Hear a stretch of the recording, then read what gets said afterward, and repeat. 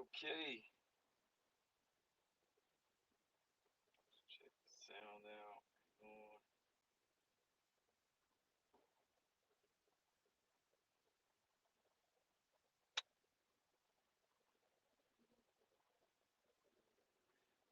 All right.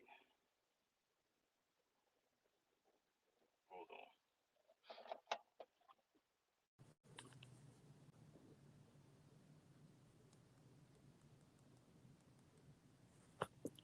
All right. Is the sound working?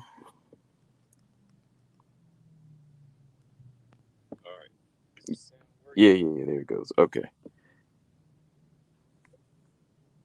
All right.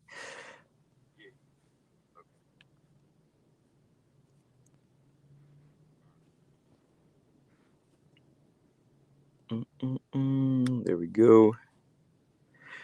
All right, man. I'm gonna be on here for like 20 minutes, 30 minutes tops. Just want to do a New Year stream real quick.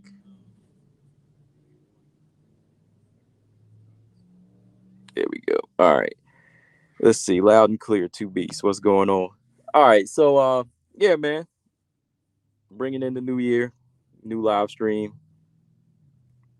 Want to jump on here and just talk about a few things that's coming up for 2022. Some possible matches, and of course, just some questions I have about what's to come this year. You know, so yeah, maybe half an hour or so, or however long it takes. You know how we do. Let me get started about 3 minute mark.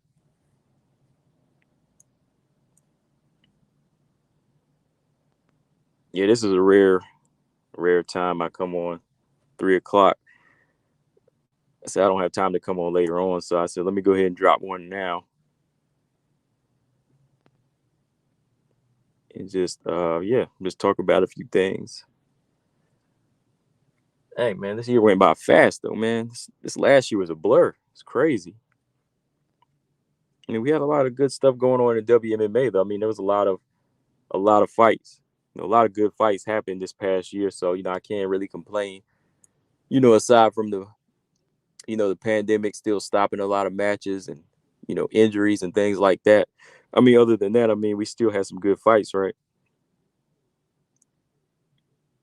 For a year that's been just coming back from 2020. 2021 was uh it was a very active year for MMA. I mean, the UFC alone puts on like what 50 cards, 50 cards, and then you still have other cards like Bellator, ONE FC, and all of that. So yeah, but yeah, man, let's get started. Welcome back, Happy New Year, and yeah, like I said, I'm looking forward to what's going to happen this year as far as the flyweight division, definitely. But let's talk about Carla a little bit first, man. A couple of days ago, Carla Esparza had her grappling match. She was stepping in for Rose Namajunas, and something told me like I was picking Danielle Kelly to beat Rose, and whenever Carla stepped in, I was still picking Danielle Kelly to win because this is her game. This is her territory, and I just felt like going into it, Danielle Kelly was going to be the sharper grappler here, but Carla was doing okay. Carla was doing all right in that first round. She was holding her own, except when she went for that slam, man.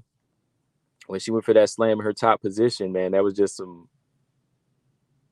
It was just over. It was just a little. Not I won't say over the top, but I know she wanted to put some action to it, man. But it was just reckless of her, And Felice Herrick, her friend, she had posted on her Facebook page, on Carla's Facebook page, and responded about the cut, and she was just like, hey, that's why I don't really do these grappling matches that much because they kind of put your upcoming fight at risk, and they do, man. That's the one thing that you have to see these things as like a gift and a curse, man. Like they're good work during your off time. Like if you don't have a fight coming up, they are they are good learning experiences. They are good to get those grappling matches in between fights. But if you have a fight this this close to coming, I know Carla and Rose didn't have an official date, but when you have a fight this close in the works, and it is the fight that you want, and it's the biggest fight, it's like you really don't want to put that at risk. I mean, I respect Carla taking it though. You know, she probably wanted to just test herself and get in there and show, look, hey, I can do this on short notice. But sometimes that'll cost you in the long run. But man, when that cut opened up, man, I was like, I didn't think it was that bad. I mean, I saw the blood coming out, but when she posted that picture, I was just like, yo, you know, that blood was, I mean, not even the blood, but just like, you know, the meat was showing. You know, it was like a little mouth on there. But y'all can see here though, she just posted up recently on her IG that she got the eye closed up now. You know, she's got the stitches in.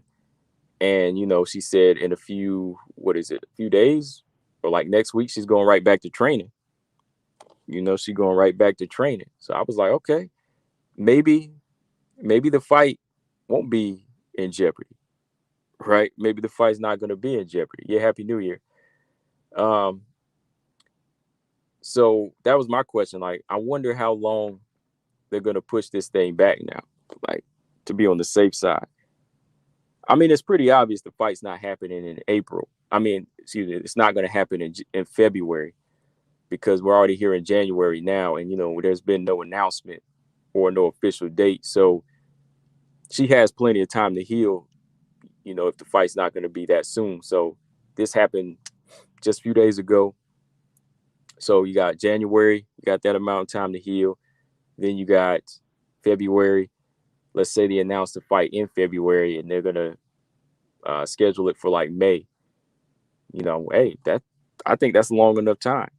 Because, I mean, if you look at the damage done, it was just a straight cut there. You know, it wasn't really like there's too much torn flesh or anything. It's just pretty straight across, you know, just a pretty smooth cut there. So y'all can see the stitches that they put in. You know, they have it done upright. You know, it looks pretty solid. I'm just looking at the picture now. Yeah, it looks good. So there probably won't be too much scar tissue there, but there's still going to have to be some time to heal. You know, there's still got to be some time to heal. That's why I said, hey, they might push the fight back, not in February, but might be looking at like May or June. You know, I know Rose wanted to come back a little earlier this time. She said probably like March or whatever, but I'm sure that they're probably going to do this thing in like May now. May at the latest. Ravioli said that cut on spars look nasty deep. Yeah. It's closed up now, though. It's closed up. Ulysses, what's going on? So with that, there really is no need to try to get a stand in. I don't think. You know, I think, you know, she's in a good position to, you know, just kind of ride out the time and heal up. I know Dana probably was kind of smiling. He was probably like, I hope this cut's a little worse now. A little bit worse. Then maybe I could get that Marina Rodriguez fight. But no, he already got Marina scheduled with Jan Zhanan, right? So that would be messed up if he tried to say, oh, no, you know, we can't clear the fight. You know, now we got to get somebody else. But Carla's having some bad luck here. Carla's having some bad luck. You know, first they didn't want to give her the fight. You know, first Dana was trying to hold back. Now they finally did the right thing to give her the fight. And now she took it away from herself again, almost. Well, possibly. You know, possibly. But, yeah, man, yeah, Ravioli, it's in a bad place. I mean, yeah, it's right there by that eyelid. And, you know, that scar tissue, it opens up easy. So it's not in the best of places. It's not like on the cheek or high up on the head. I mean, that's one of the worst places it can be right there, man. But let's see. Yeah, we got January to heal, February to heal. And, you know, like she said, she's going back into training. And we don't know what could happen in training. You know, she might do something reckless and get it open back up. So, you know, I'm not going to keep my fingers crossed on anything earlier than like May. You said mid-March or mid-May. Yeah, I don't know. I don't know about mid-March. Maybe April tops. But I'm really leaning towards May. I mean, shoot, if they wait till June, that means Carla have been out a whole year. You know, she'll have been out a whole year. So that means she'll have a little bit of rust, right? We can't lie about that. You know, she'll have a little bit of rust because her last fight was in June against Jan Zhanan, and then she's gonna wait till the summer again to fight. So, you know, that is kind of that's kind of a hard position to be in for Carla right now. I mean, especially whenever Rose is not the same fighter. You know, Rose is definitely not the same fighter that she was. So if she's not able to come back till March, I mean, shoot, I can definitely see why people lean more towards Rose then, because that being out that long, it's going to leave a little bit of rust on her. So I don't know. We'll see. But yeah, man, she went for that little slam in the corner, and boom, man, that eyelid hit right there on the forehead, and blood just started pouring. They had to stop it, and that's how they do in these grappling tournaments. I mean, you got to be careful, because the minute you get opened up, they are going to stop it. But yeah, shout out to Danielle Kelly, man. I mean, she's been putting in the work, and she's been taking it to these fighters. When these UFC fighters come over here to the grappling, to the grappling tournaments, they be getting that work in with these solid fighters like that. I don't know, man. Like Danielle Kelly, if she'll ever go to MMA, but if she doesn't, I mean, that's fine. That it's not for everybody. She's a grappler, so. Let's see. To be said, he's leaning towards mid-March or mid-April. Ulysses said, yeah, that cut was big. Yeah, it was a big cut. Bad cut. I mean, but like I said, they got it closed up, and healing process is starting. Now the training is going on. And that's just it. Training will start next week or so. So we'll see. What else though? I didn't get a chance to watch the Rising. I didn't get a chance to watch the Rising card yet, though, man. I'm going to have to go back and watch that tonight. Was it Rising 33? Hamasaki, I heard she lost her fight. So, yeah, I'm going to try to tune into that tonight. Try to watch that fight. But what else is going on this year? Let's see. So, rough start for 2022 for Carla Esparza. Already got a question mark over her head if she's going to get her title shot this year. So, dang, man, she's already got a rough start. But what else is going? What else is moving forward? All right, we got Marina taking on Yan Xiaonan this year. We got Agapova versus Marina Moreau. I'm not too high on that fight because Marina Moreau might pull out. We got Alexa Grasso, Viviane Araújo this month. I still got to do a breakdown for that one, man, because that fight, man, like both of these fighters, Araújo and Grasso, they both have some big weaknesses in them, like that could cost them the fight. Like you got Araújo's gas tank, and then you have Grasso, her lack of a killer instinct. So it's really hard to say who's going to show up and win this fight, right? It's really hard to make a pick. It really is hard to make a pick, Araújo or Grasso, because her gas tank and then her lack of pulling the trigger can just turn this into like a razor close in fight, or a draw, or one of the fighters just making themselves like really feel like kicking themselves in the pants, because at the end of the decision, because they didn't perform to the highest level. So it's one of them ones I just kind of got to go back and watch some footage of Araújo mostly, because I've watched all the Grasso's fights, but I want to go back and look at some of Araújo's fights and just see what it is that she can make up for in a lack of a gas tank against a boxer in Grasso. What else? Oh yeah, we got Chikeg and Maya too next week, right? No, the week of the 15th. Yeah, the week of the 15th, that fight's going down. So yeah, that's what we got kicking off those flyweight fights. Then we got Jessica Andrade talking about welcoming Miesha Tate, welcoming her to the flyweight division.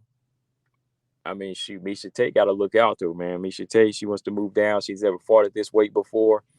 That's a dangerous thing.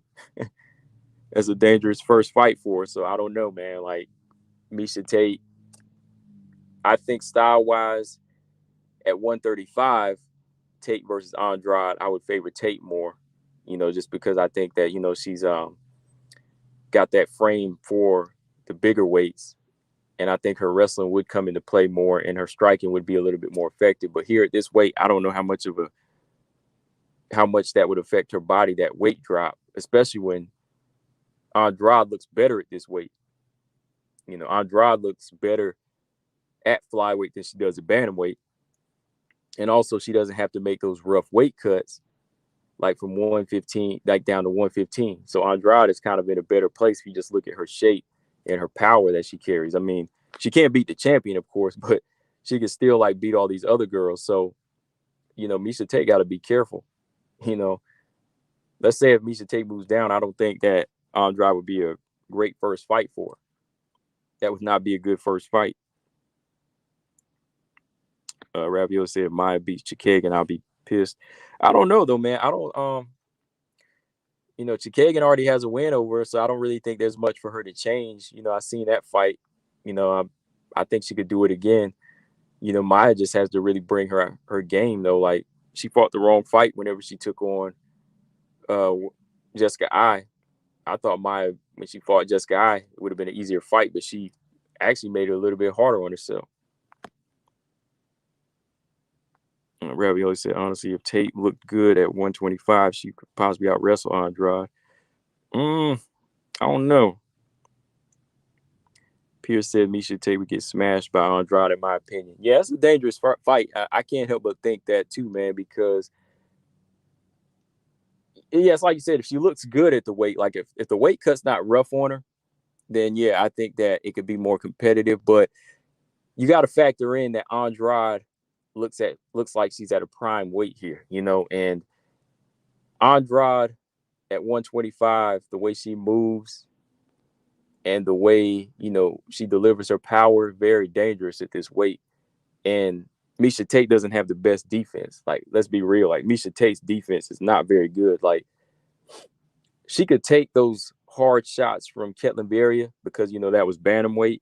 But, you got to think, Andrade, she throws everything into her punches. Like, Andrade's be throwing her body into these shots trying to knock Miesha Tate out. Like she says, she's trying to welcome her here to flyweight. So when you look at Miesha Tate and the way she has that wide guard, when she's in her striking stance, I don't know why she has her hands that far apart and not closer to her face. I mean, her nose is a big target. So why would you not like have your elbows tucked and your hands guarding your face like Alexa Grasso or something? Like, that's what I'm saying. Like, these girls with like these big targets like Montana and Tate and Jojua, these girls with the big noses and the big bridges, their defense is the worst when it should be tighter.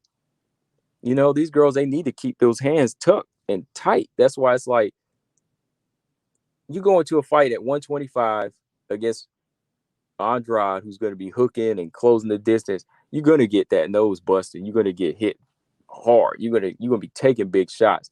And she's got a wide stance too. So it's like that wide stance, I just feel like kind of favors in the Andrade and the way she moves, like just tangling her feet up and, putting that clinch on her.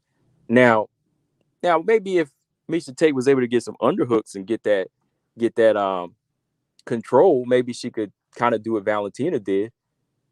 Maybe like if she could like use her wrestling and close the distance and smother her power, she's going to have to get the back of Andrade early though. Like, you can't get your back to the cage against Andrade. You can't stay in the center with Andrade. You have to kind of get an angle to where her arms can't reach you or where she can't get that reversal on you. Like, the way Valentina took it, it was great. Like, Valentina just got the back at this angle and locked to the body and then straight took her down. So that's an option. I mean, that's a scenario that could play out. Like, Miesha Tate going straight to the ground.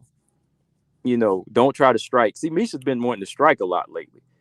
Misha's been trying to strike a lot lately here, even in this fight with Mari Renault. And Mari Renault was, oh man, like Mari Renault, if Mari Renault would have put some more funk on her punches, she probably would have knocked Miesha Tate out. But she was like playing the saint in there and didn't want to really go at it. You know what I mean? So I don't know.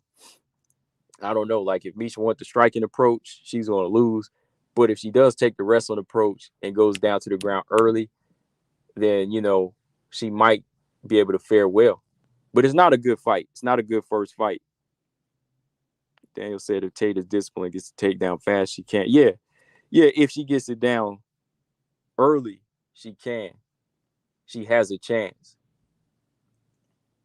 If she can, get Andrade to play in her favor and she can use that height and if she can use her height and reach to her advantage, and like some of these girls, like Chikagan, she couldn't use her reach against Andrade. If she she's gonna be, she'll be in trouble.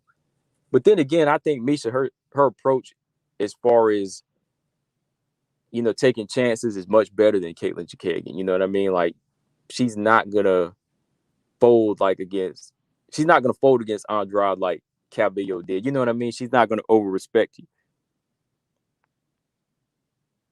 Stamina MC, what's going on? Happy New Year. Brian Williams said Misha Tate is a better wrestler than Jessica. Yeah, I mean, better wrestler, but different weight. Better wrestler, but different weight. Yeah, better wrestler, but better weight advantage for Andrade, in my opinion. Just an early look. Like, I think the weight favors Andrade more so because it's not a rough weight cut. She's at a weight where it's not too big, like 135. Now, if we said this was at 135, then I would favor Tate. I would definitely favor Tate in a fight with Andrade at 135. But 125, y'all just don't understand. Weight makes difference, especially whenever you're talking about an older fighter moving down. Older fighter moving down is very dangerous, man.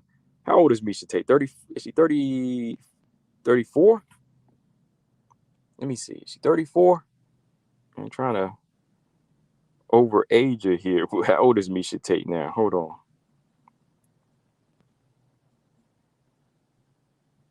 Misha Tate is 35. Yeah, 35. Yeah, Misha Tate's 35 years old, and you dropping down to this weight that you never fought at. That's kind of a big factor for me. And you're talking about Jessica Andrade, who just turned 30, right? She's still prime and good to go. Yeah, she's 30. Yeah, so definitely something I'm factoring in here. But it's going to take every bit of skill for her to win this fight. Misha Tate, that is. What else? Yeah, so I think this is a good fight for Andrade, though. I like the fact that Jessica likes to Happy New Year, MJ and Ulysses. I like the fact that Andrade is kind of playing her position as a gatekeeper right now. She can't get the fight with Rose, so she's kind of like, I'm gonna be in this position as a gatekeeper. Anybody wants to come down and fight for the title, they got to go through me. That's the kind of situation she's in, right? Because she's like, hey, I welcome her to the division. Why not? She's like, I welcome her to the division. So I think it's safe to say if Tate gets past Andrade, she'll definitely have earned that title shot, right? But I think it's gonna take two fights for Tate to get to a title shot. I think she needs to fight somebody else first just to see how the weight is on her. Go ahead and fight Lauren Murphy. Misha Tate want to move down. Go ahead and fight Lauren Murphy first. Fight Lauren Murphy if Lauren Murphy's still fighting, or fight the winner of Chikagian and Maya, and then fight Andrade, then get to Valentina Shevchenko. Or if she wants to do the little business move / avoid, take on the winner of Chikagian and Maya, and then argue for your title shot. Because I don't know, man. Andrade Jessica's a dangerous fight for Misha, man. Just from the outside looking in, very dangerous. Yeah, I would love to see Pierre, I would love to see Andrade Rose 3. Man, definitely. Their styles just, make for good fights. Aldana is fighting Ladd. Yeah, she is. Yeah, that fight is scheduled. Aldana Ladd is what, March? Is it March or a little later than that? It's official, though. Andrade has no opponent right now, but she called out Misha Tate. Brian Williams said, I honestly don't think Michelle is actually going down to... Wait, I actually don't think Michelle is going down to 125. You mean Misha, right? Excuse me. Yeah, you mean Misha Tate. Silver Highwayman said, Andrade and Tate have both been in wars. That takes a lot out of a fighter. Age is a big factor now at their ages. Yeah, I think Misha more so. Andrade, she's been in a lot of great fights. She's been in a lot of rough. You know what? Jessica Andrade hasn't really been in too many wars though, because she's ended a lot of her fights now. Remember, like she went 3-3 at bantamweight. That was her roughest years in the UFC. If anything, Miesha Tate's taking more damage because Miesha Tate's defense, like I said, is not very good. It's a C minus, maybe a D. But Miesha Tate has taken more. She's older and she's taking more. But Jessica Andrade's ended a lot of her fights quick. So she hasn't really taken much damage. You know, she's the younger fighter. She just turned 30. But all of her fights at 115 have ended in stoppages. Like the big fights where she took a lot of damage, Jessica is in the Joanna fight, you know, just constantly taking jabs to the face and getting knocked out by Zhang Wei Li, which really was a weight cut issue too. And, you know, getting that big punch, you know, eating them big right hands. But it wasn't like us, you know, a constant beating of 3 rounds. Like Andrade got beaten 1 round. Then she, like I said, her roughest fight was the Joanna fight. The Claudia fight was rougher on Claudia.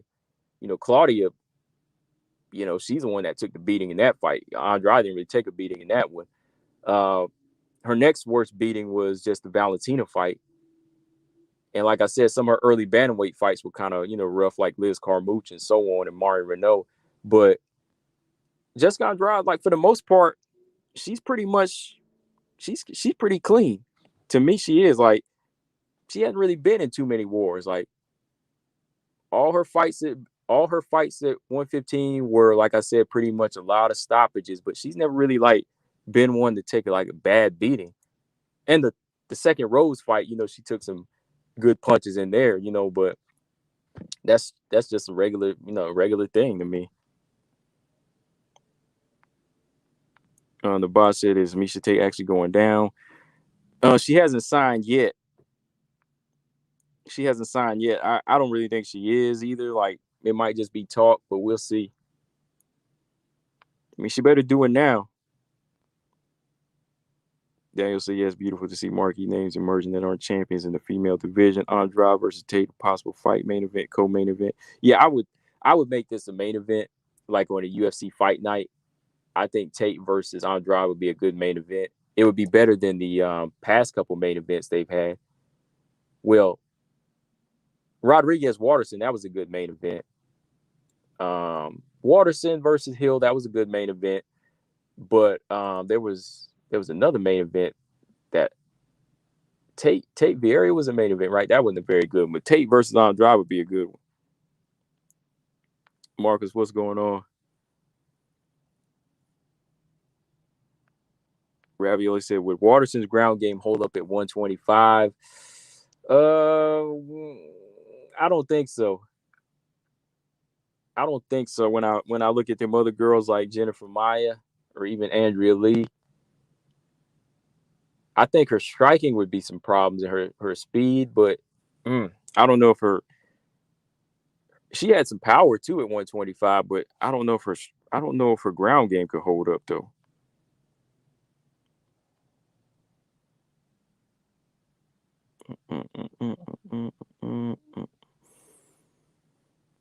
USC said Rose don't want that smoke for a third time. Shoot, if she moved down, they'll have to give it to her. Ravel said Aldana might finish last. Yeah, I got Aldana in that fight via left hook.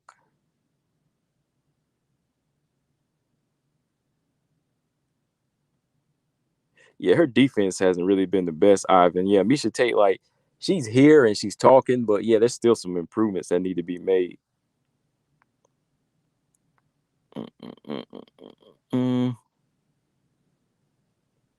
That's true, but Andrade got knocked smooth out by Whaley. Miesha never got separated from consciousness.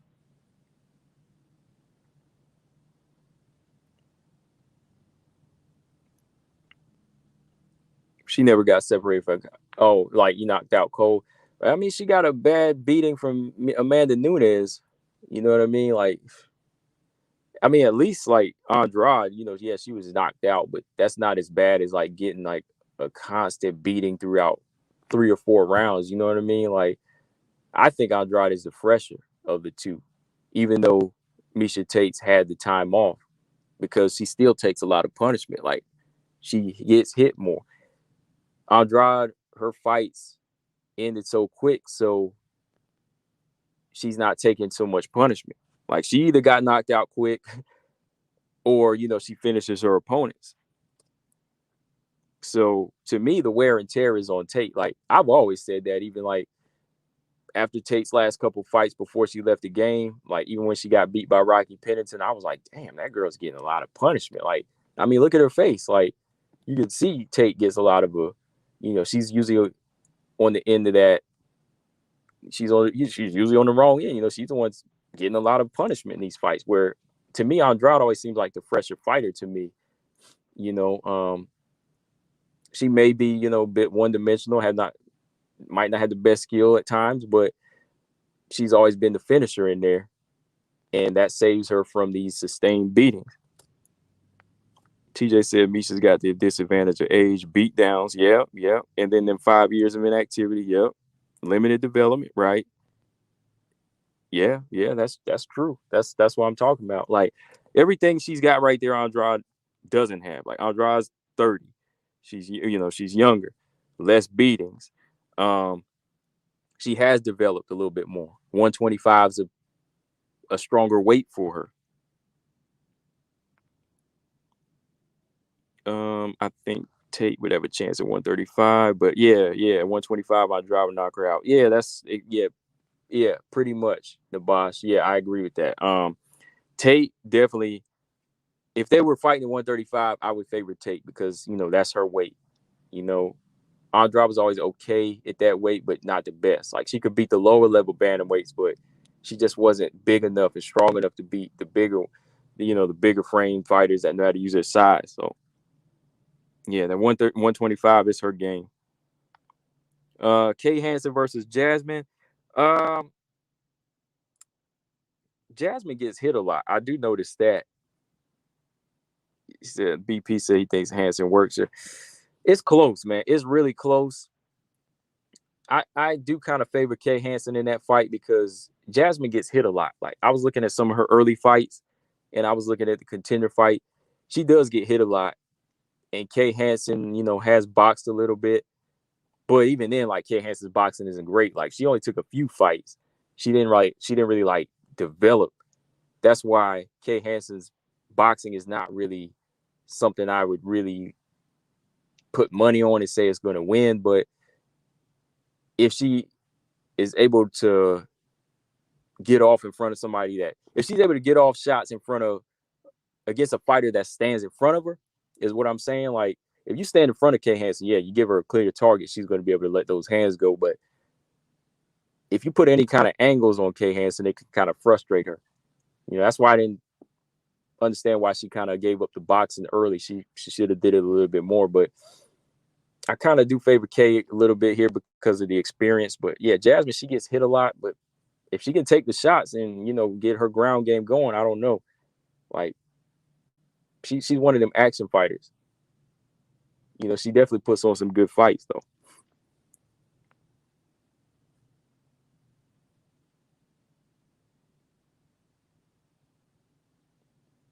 Ulysses says she just talking. Yeah, she might be talking.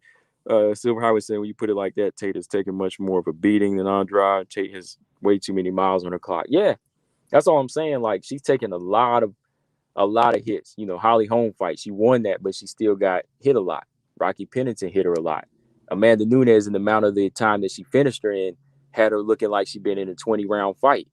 Ronda Rousey tossing her around and just getting that work in on her. And no. What did who said she never been separated from consciousness? Ivan? No, was that Ivan? Who said that? Was that you, Daniel, that said she never been separated from consciousness? Because yes, she has.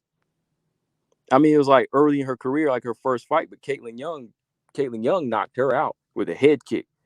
That was like one of the fights that turned me on to WMMA. So she has been separated from consciousness. I mean, Caitlin Young put that head kick on Miesha Tate back in the day. I mean, that was way back, but she did knock her out. Yeah, Caitlin Young, she cracked Miesha Tate way back in the day, and the head knocked her out, man. First round. I was like, yeah, that was way back. But yeah, I remember that fight. So she has been separated from consciousness. And I mean, she's taking a lot of head kicks. Maybe been a long time ago, but that still adds up, right?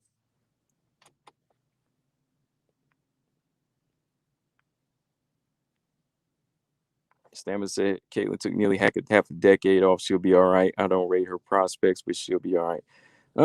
I don't know if she'll be all right.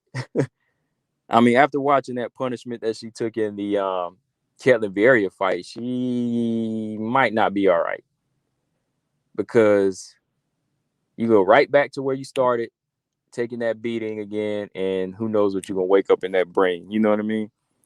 Like, yeah, she took 5 years off, but did it really like reinvigorate her? Like, is she reinvigorated right now? Like, is she really back? Is she rejuvenated? Is what I'm saying. Like, because you pick her right back up where you left off taking punishment. I mean, that's not really gonna help you, to me. Because I mean, Ketlin Vieira was getting off clean on her, and if Andrade gets off clean, boom, lights out. Yeah, I saw that was in the works. Tecia Torres versus Mackenzie Dern. Oh man, I'm gonna have to go with Tecia. I'm gonna have to go with Tecia. I'm going with Tecia. We know the better striker is Tecia Torres. I wouldn't want to go to the ground when that's gonna favor Dern, but even then, Tecia Torres is very, very strong. Like, Tecia Torres in her wrestling. Well, first off, let's say this. Tecia Torres has better wrestling and better striking than Mackenzie Dern. We all know that Mackenzie Dern on the ground is where she's most dangerous, though, right? When it comes down to the jiu-jitsu, that's Dern. But like the wrestling and the grappling part, I kind of favor Tecia Torres and all of that. Definitely favoring the striking and the speed and the IQ. I'm gonna go with Tecia Torres. I can't help it. I gotta go with Tecia Torres. I mean, her offense that she's been bringing to the table as of lately, you know, the attack to the body, the combinations where Tecia Torres is sitting down on punches now. I gotta go with early pick. I just gotta go with Tecia, man. What about you, Marcus? I'm going with Tecia. The boss said I think Tate doesn't deserve a fight against the number one contender of any division. Now she's coming off a loss. If she goes to 125, yeah. Lauren Murphy, man, you said Melissa Gatto. Dang, you want her fighting all the way down. No, I would say you're right about Lauren Murphy. I'd say Lauren Murphy or Andrea Lee. Miesha Tate versus Andrea Lee.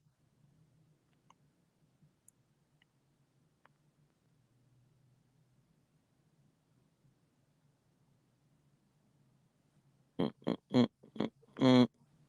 You want to say Andrade wasn't knocked out cold?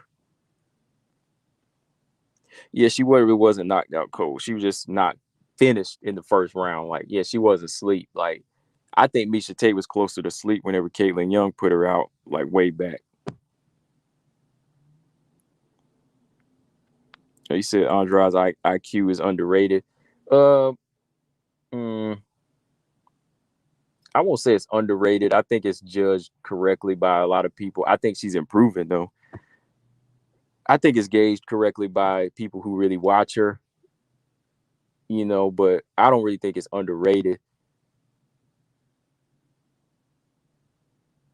I think she just goes for what she knows. Yes, stamina. Yeah, Tate versus Murphy is interesting. I like that fight. I like it.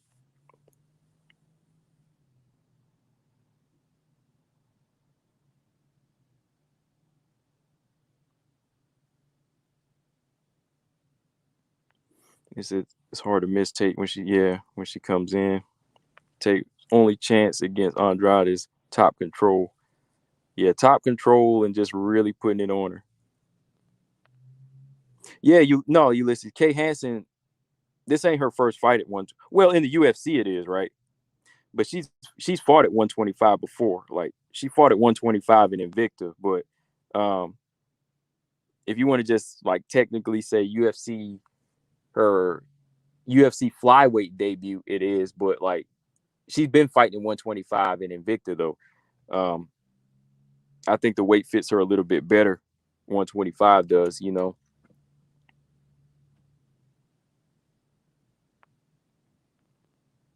Yeah, in the UFC division, it is. It is.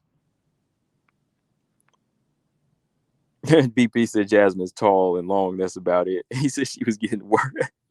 He said was getting worked in the Dana White series. Yeah, I'm not gonna lie. Look, I like Jasmine. Like, I like watching her. She's entertaining. Like when I was watching some of her earlier fights, I was like, yo, this one girl was like hitting her like clean, like with these right hands. Like her toughness was just keeping her in there. Like Jasmine like to bang, but the way she saved herself was she would get the takedown. But my thing is, if you try to take Kay Hansen down, I think that's going to favor more in Kay Hansen. You know what I mean? Like Kay Hansen's very good on the ground, in my opinion. I think she's better on the ground. Like Jasmine, she gets hit clean, and what she'll do is try to go in and clinch and take it to the ground. So, I mean, I'm going off of experience. I'm going to go with Kay Hansen right now. You know, but yeah, she was getting work. I know, man. Yeah, it wasn't you, Daniel. It was I can't remember. I couldn't remember, but yeah, somebody had said, she got separated from consciousness, but I was like, so did Misha. Oh yeah. Let's talk about that now for a minute. Tecia and Mackenzie. So,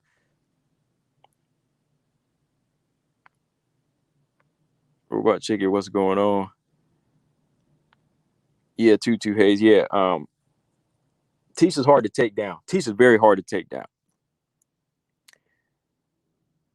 Yeah, Stamina said Ward Torres. Exactly. I got to go with Torres. Robot Chicken said Dern's cardio won't be able to do well against Ticia's output and pressure. Yeah, I got Tecia as well. Okay. Yeah, let's talk about that fight for a while. Hold on, Jasmine got to work head movement. Yeah, she do. She got to work on her head movement, man. Like I might go back and do like a round by round tomorrow of several fights, and I might do one of Jasmine's fights or a couple of them because I just want to show y'all what I'm talking about. But yeah, I like her. Don't get me wrong. Like as entertainment and just a fighter, yeah. But yeah, Miesha Tate though. Excuse me, no, Tecia Torres. Tecia Torres versus Mackenzie Dern. Early look. I mean, off of experience and just the hands and just the ability that Tecia possesses. Like her speed is going to be too much. I mean, Marina Rodriguez isn't the fastest fighter, but did y'all see how like she was playing the bullfighter and just like would turn and make Mackenzie Dern like run into the fence or just like run and punch air? Like Mackenzie Dern has a lot of work to do. Like I guess I won't say she fooled us last year. I mean, maybe she just made us rate her higher than we expected. Well, I won't say me, but like a lot of people, like I was more so impressed at the fact that she wanted to work on her striking and she wanted to work on her weaknesses. But I think the thing about Mackenzie Dern is that she started believing a little bit in her striking too much. Like she was trying out things that she didn't need to be doing in there. Like trying to strike with Marina Rodriguez and trying to, strike from a range and trying to feint and time with her. Like, no, like just use the basics. Like Mackenzie Dern just needed to use the basics against Marina Rodriguez, just simple jabs and maybe like leg kicks to get the fight to the ground. But she was actually trying to knock Marina Rodriguez out and like throw these loopy punches and, shoot.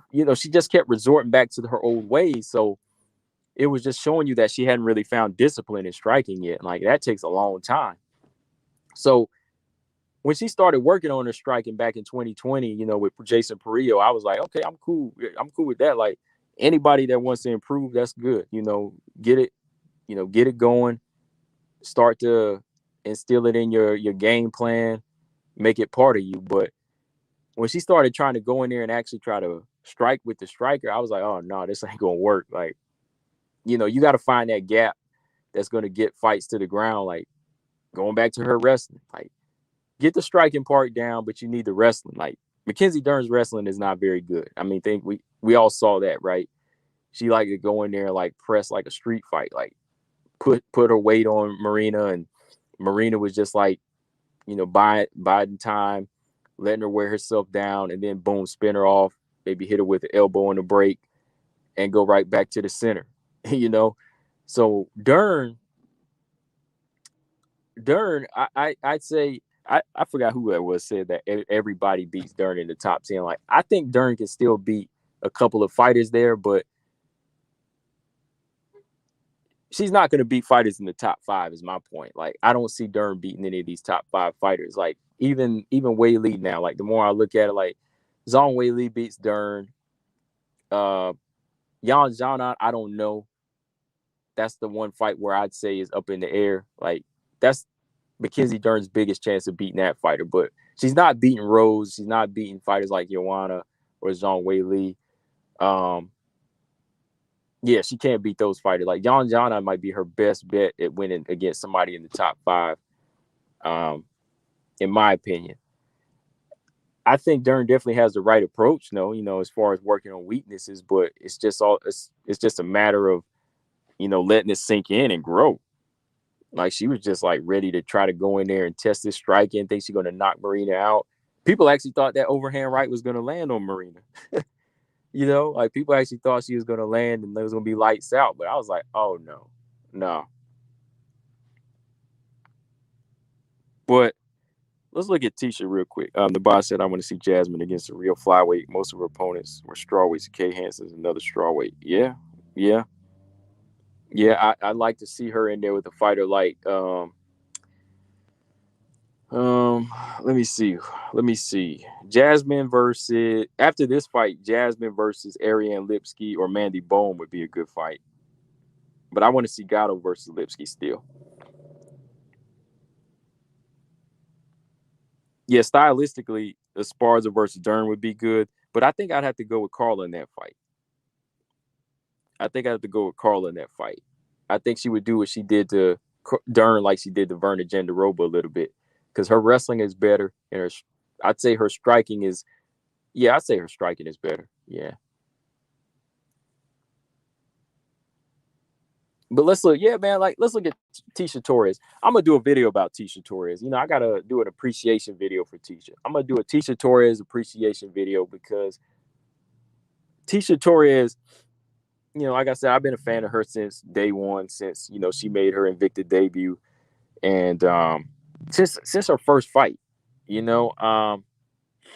just kind of fell under the radar after she started losing a lot. But she lost 4 in a row. But Tecia, to me, people are going to disagree with me, but Tecia is probably,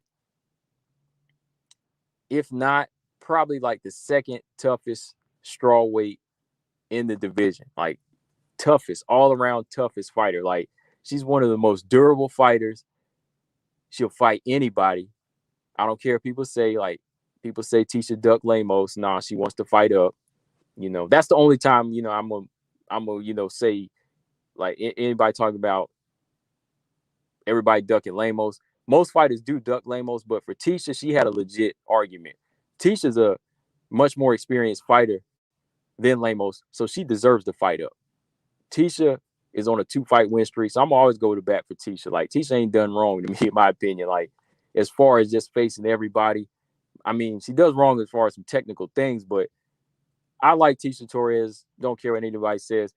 I think she's like one of the toughest all around, just toughest fighters in the division, man. Like nobody has ever finished her.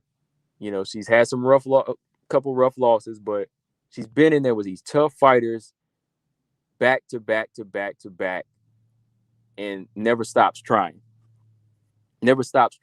She's tough physically, mentally, and just like I said, durable, knows how to take a punch, take the steam off a punch, very strong in the inside. Nobody can finish her. Nobody submits her. She's just tough, man.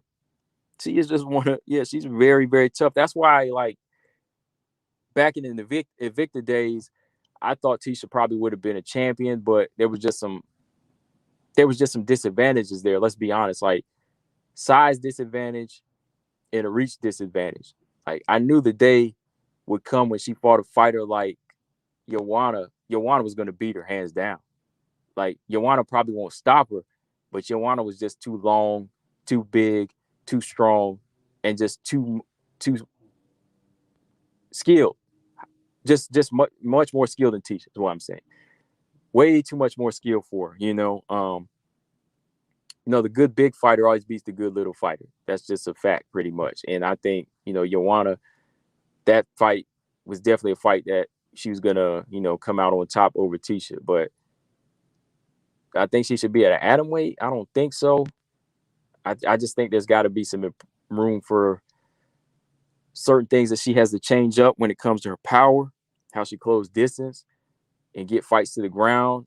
And yeah, she just has to really, really depend on that strength and fighting on the inside now, because I think the closer she gets on the inside, she can get that work in and win rounds. You know what I mean? She can bag rounds when she starts to fight more like a dirty boxer in there, like her partner, Rocky. You know what I mean? Like, Rocky's a clinch fighter to the day she dies, whether people call it boring or not, but hey, it gets the job done, right? Brian Williams said, didn't she duck Dern earlier? I don't think so. I don't think she ducked Mackenzie Dern. I mean, I don't know why she would. She was always trying to fight up. She always, I don't think she ever ducked Dern. Like, I don't understand why she would duck Dern. Like, she's fighting her now, so I definitely can't think she ducked her. Never heard her, avoid a fight like that. You know what? I don't even think Tatiana Suarez could stop Tecia Torres. Like, I think Suarez might get the upper hand and probably pull out a win with her wrestling, but I don't even think Suarez could stop her. No, I don't think Suarez could stop Tecia Torres.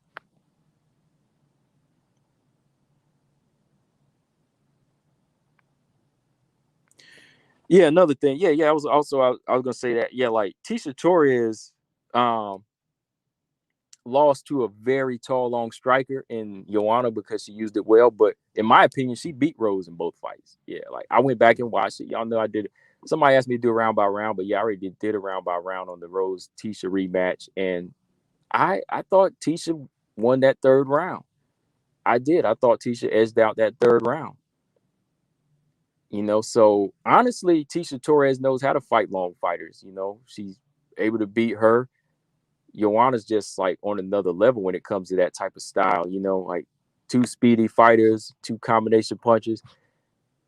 The one that knows how to use their reach is going to win, right? So it's going to come down to that. But like, I think Tecia, what is it that she would need to work on is like to really be dominant though. Well, it would have to be the offense. Like, you can't be on the back foot as much. She's got to establish a body attack that can get her on the inside, and she's got to put more power on her right hand. She's got to put more power on her right hand. Like, you've got to close. Like Loveth Young. Loveth Young is a short fighter, but she throws a nice, powerful right hand. That's why I said, like, look, some of these older fighters, they can learn from the new fighters. Like, Tecia could learn from Loveth Young on how she throws a right hand. Like, Loveth Young is on the balls of her feet and fights like some of these boxers out here, these power punching boxers that are nimble on their feet. You can learn from these younger fighters. That's what I'm saying. Like, just because you got the experience, you can go back and watch them. Like, if Tecia Torres added the power and the stance of Loveth Young, she probably would have more success. Because that overhand right and those kicks to the midsection from Loveth Young, they got power. Tecia wants to throw flurries a lot. She's just been sitting down on them as of lately. But to get these finishes and not be on the end of decisions anymore, you got to be in close, letting power punch to go. Like, Tecia could have beat Zhang Weili, in my opinion. Like, if she would have committed more to combinations and angles, she probably could have outstruck Zhang Weili if she would have avoided the clinch in the inside, because Zhang Weili just wound up mauling her. Stamina said, I've been guilty of disrespecting Tecia and her skill set. I admit, never again. She's solid, credible champion, but still respected. Right, yeah. I've never disrespected her skill.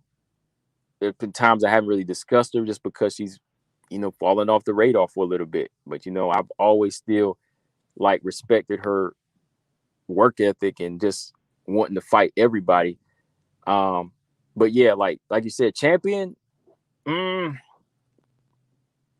when you got these taller, bigger girls that know how to use their size, it's hard to say if she'll ever be champion. But like, she definitely has a skill to be a gatekeeper or just one of those elite fighters. But very, very credible. Yeah, very credible.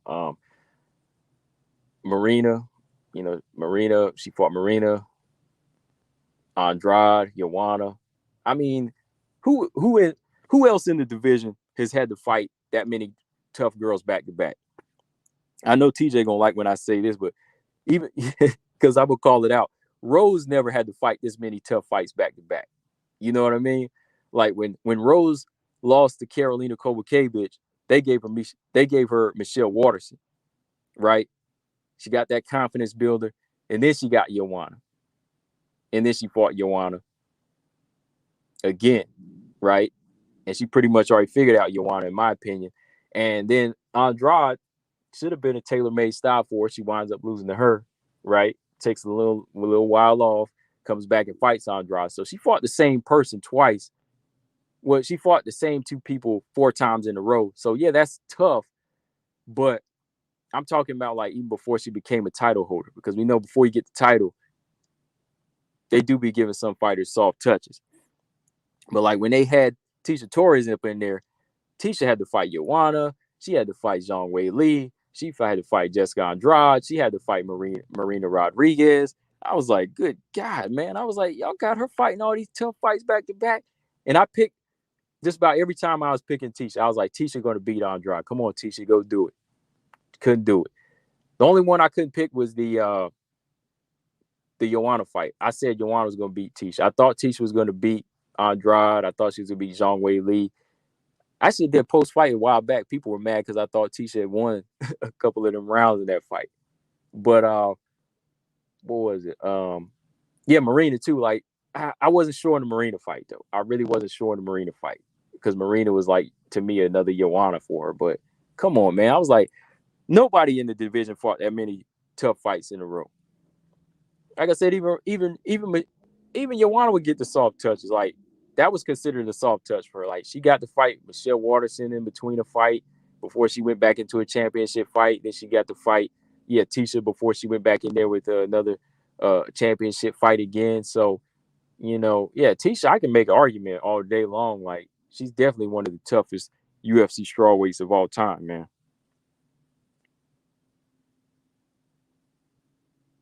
Yeah. Yeah, Tecia never even fought. Well, yeah, Tecia fought Paige back whenever they were both like babies. You know what I mean?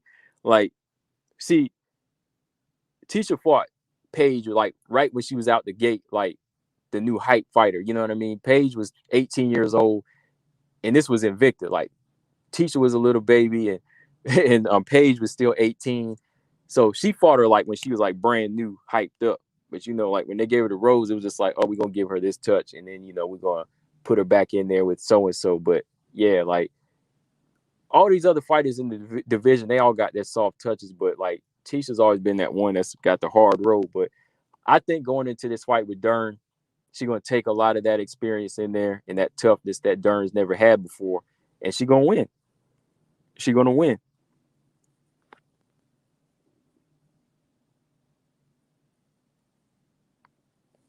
Brian said, I've never watched a Tecia fight.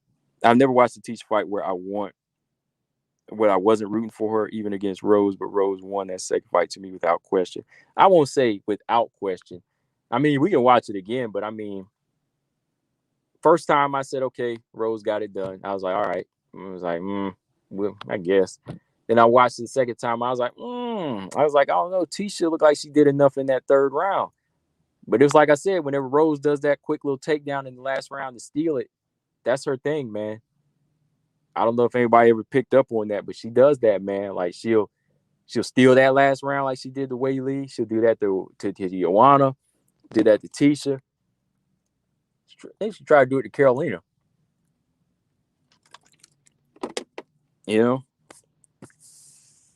TJ said queen of soft touches and friendly decisions. Yeah, man. But yeah, that's why I think about that fight, Marcus. I know I spent a lot of time talking about that one, but I just get caught up in those fights sometimes. Torres and Dern, yeah. I'll talk about it more lately, later though. But yeah, I'm definitely gonna do a video on Tecia, man. Just gotta give the girl respect. Not too many people will fight that many tough fighters in a row. Like she was just like, hey, I gotta take it. Went on a 4-fight losing streak, and it was like, it was nothing. Gotta give a lot of respect. All right, let's jump to the champion real quick, flyweight champion, Valentina Shevchenko, man. What do y'all think, man? Like, is it going to be another dominant year for the champion, Valentina? That's the next thing let's talk about. Like, is this going to be another dominant year for Valentina Shevchenko? Is it going to be just as dominant and just as active? And I asked that because I asked the active part because she's pretty much cleaned out the division over the past year, right? Valentina's already pretty much beat everybody over the past couple of years. So it's like, will she be as active this year? Like, will they have fighters ready for her where she can fight 3 times this year? I know she'll at least get in 2 probably, but maybe 2. Maybe 2. Even though I'm kind of questioning that. Like, I have to say, is she going to be active? Because the second part is, do we have enough flyweights that are ready for her? Do we have enough flyweights that are ready for her? See, the past couple of years, we had fighters that were experienced from other divisions coming up, right? And coming down. Like, we had Caitlin already established as a fighter. Andrade was already established as a fighter. Lauren Murphy, Jessica Ai, Jennifer Maia, Joanna. Hell, everybody was already pretty much a fighter of some type of level, whether it was contender or former champion, right? So past couple of years, it was going to be some very active years for her because she had names. But now that people have been cleared out, do you think this year's still going to hold up as a very active year for her? Like, do we have other fighters that are just as consistent working their way up? And I got to say, no, man, like, there's going to be a part where Valentina's going to have to slow down here because not her fault. Everybody, she's fought. They took that chance and they got their behind whoop. But there's those other fighters out here right now that are kind of pumping their brakes. They're getting into the top 10, but it's almost like they're not ready for that challenge, right? So mentally and technically, I don't think there's a lot of fighters that are going to be ready, but they're going to be matchmakers that are going to make this fight. They're going to make them fight. That's what I'm saying. Like, fighters like Taylor's probably going to be next. Taylor Santos will be next. But then there's going to be a fighter like Andrea Lee. At some point, they're going to say, oh, no, you got to take this fight, right? You don't want to leapfrog over nobody, but you're going to take this fight. So Valentina more than likely might fight 2 times this year, in my opinion, unless, like I said, they just go ahead and force somebody in there, whether they want it or not. Because I really don't see anybody calling her out except the girls below, and we'll see if they still keep that same energy when they get there.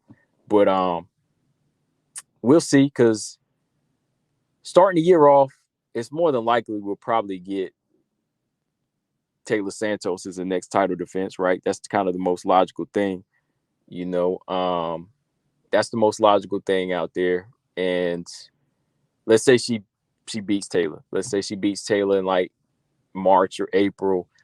In the meantime, Andrea Lee's gonna have to be taking another fight in between then. So come September or October of this year, Valentina's probably going to be back in there with Andrea Lee, right? So that's kind of how I see it playing out right now. That's probably who I have in the cards next. I probably have Taylor Santos and Andrea Lee as the next 2. But don't be surprised now if Jennifer Maia goes in there and she looks good beating Caitlin Chikagian. Let's say Jennifer Maia stops Caitlin Chikagian. Jennifer Maia is the only other fighter that lost to Valentina that's been calling out Valentina for a rematch. So don't be surprised if Maia gets her rematch too. All right? Don't be surprised if she gets her rematch now. Like, if Maia wins and she looks good, Maia's going to get her rematch, I think, because she's going to be the only one of those flyweights that said, I want to fight Valentina. Because after she beat Jessica Ai, she said, hey, I think I did enough. Let me get my second title shot, right? So I respect that. So if that happens, at least one fighter out of her title defense deserves a second title shot. So I'm fine with that. If Maya beats Chikagan and looks good, does it in dominant fashion, and she asks for a rematch, go ahead and give it to her. That's about the only way I see her fighting 3 times this year. Santos, a Maya rematch, and Andrea Lee. That's about how I see it going. All right, let me see what y'all talking about here real quick. Let's see. Pierce says she's going to be the champ for the next 2 years until Blanchfield submits her. Dang. He said Blanchfield going to submit her. I ride with Blanchfield too. Robot Chickens, I want Valentina to fight Santos, Manon, Blanchfield, and Gatto. Dang. It's going to happen. I mean, we gotta let them build up. We got to let them get to that point, though. Don't worry. I think at least 3 of them might be within the next year or two. Yeah. Yeah, TJ. We're going to talk about that here in a minute, too, man. How is Manon number 2 rookie, right? Like, I'm going to talk about this until, I would say blue in the face, but, I'll be talking for a long, long time because the blue won't show up on my complexion. So nobody else deserves a title shot right now. She got to get it. She got to get in somebody, man. That's what sucks, man. Like, it sucks when you have a year like that because it shouldn't be like that. Everybody should be in there.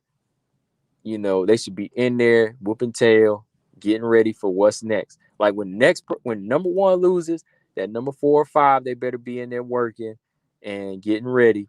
Because when that one loses, the number 2 fights, number 4 is probably going to be next and number 5. So you got to be ready, man. Stammer said Shevchenko won't be as active because there aren't obvious contenders. Either girls are sent in prematurely or she gets benched while that gets sorted out. Just as dominant until we see otherwise, though. Yeah, dominant, yeah. As far as activity, yeah, it definitely goes down. Andrea Lee and Taylor are both scary. They should fight each other for number 1 contender. I don't think Taylor Santos should have to fight down at this point. I would rather Taylor fight like Andrade or somebody and then go in there. But that kind of scares a lot of people because it might mess up her title chances. But I don't know. That was just me. The boss said if she wants to stay active, she can fight at least twice. The winner of Maya Chikagan. Yeah, right.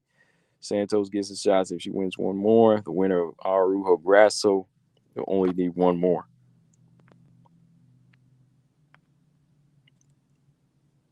Erin is not ready in any way for Valentina. Right. She's not ready for Manon either. Damn. She's not ready for the beast. Nobody's calling the beast out. Notice that? Nobody is calling the beast out. Shoot, I got Manon out here and her management. They be sharing my doggone posts now, man. So I might have to try to get an interview with Manon Firo. I need a translator. Well, I think her manager might be a translator. So, hey, they be out here sharing stuff that I post about them. So, hey, maybe I need to get her on. Yeah, even Erin ain't calling that name out. Erin ain't called it. Look, respect to Erin. I like Erin. She's in that top 4 right there. But doggone it, she called out Casey and Macy Barber. She ain't called out the number 14. And you know what? Manon is higher than them. Well, Macy's 13, right? Manon is number 14. But yeah, she called out Macy. And she called out Casey. But Casey has Roxanne. Manon got Jessica I, but I was like, hey, go ahead, call that name out. Nobody calling out girl Manon though, man. Taylor's got next. The winner of Maya Chikagan, Andrea Lee, had to go one more fight. Yeah, I agree. I think Andrea Lee needs to fight the winner of Arujo Grasso. Yeah, Erin needs a few more fights, definitely. Yeah, I like her energy, but definitely.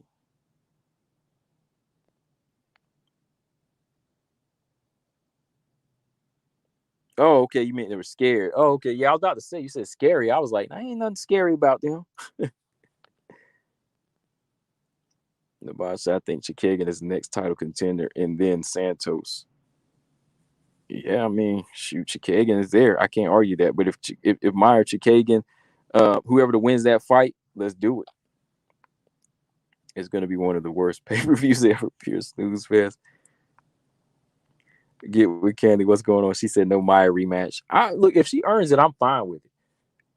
Not too many people that fight Valentina want to fight her again, but Jennifer Meyer wants to fight her again, so I got to give it to her.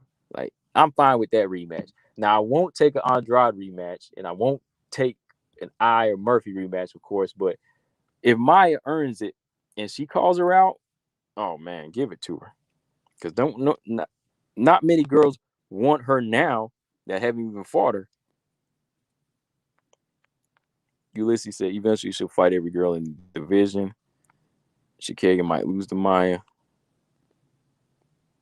Marcus said before Valentina, Aaron will have to at least start out at top 15. Oh, yeah. The boss says Suarez and Blanchfield are the toughest matchups for Valentina. Blanchfield doesn't need to be rushed right now. No. I don't, man, like Suarez, man, I keep counting her out now because she's been gone for 3 years, right? Almost 3 years. So I don't know if she's the toughest, though.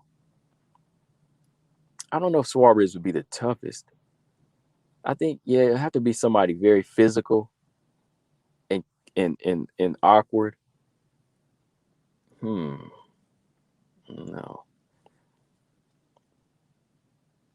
Blanchfield right now, I think, needs to work on her defense. I put her in as a potential because she is that, but her offense is good. Her striking offense is good, but Aaron needs to work on the head movement, is what I'm trying to say. Yeah, she gets hit a lot right now. Y'all want Valentina to fight these bum fights? Let's start with the number one challenger and work down a fight a month in 2022. Suarez isn't a matchup for anybody. No. Yeah, I haven't even seen her perform at 125, so I can't really call her a threat, Uh-oh. Oh, I gotta look at that. Hey, Nabosh, send me that link to that interview, Nabosh. I gotta talk. I gotta see that. Ravioli said Taylor didn't even call out Andrade. Nah, she didn't, man. She really didn't. Pierce said, I'm taking Blanchfield over Casey and Macy any day. I agree.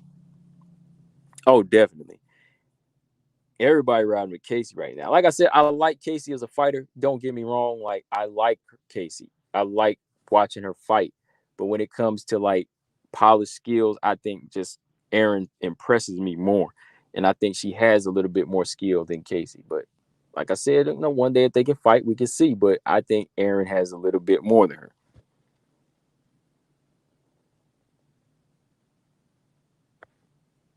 Aaron should fight Murphy. Oh, not yet. Not yet. I think Aaron versus the loser of Grasso or Arujo would be a good fight.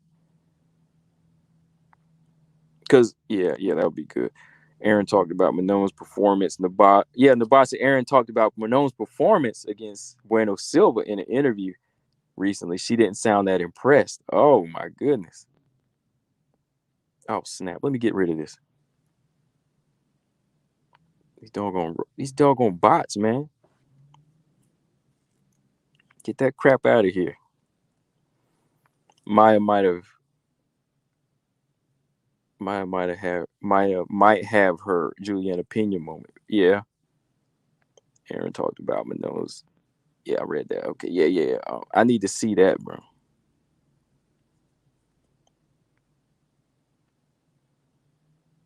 Yeah, I just got rid of another one. Aaron needs to work on her core muscles. Yeah, I agree, Pierre, because Manone's like side kicks to the body. Come on now, them things gonna be ripping. Melissa Gatto kicks to the body too. Anybody with a good body attack will slow her down. So I think that's what she needs to work on. See, at least like Miranda, very athletic, very strong in the core. I think Miranda's very solid, physically, but just gotta tighten up on, pulling the trigger and controlling octagon, generalship.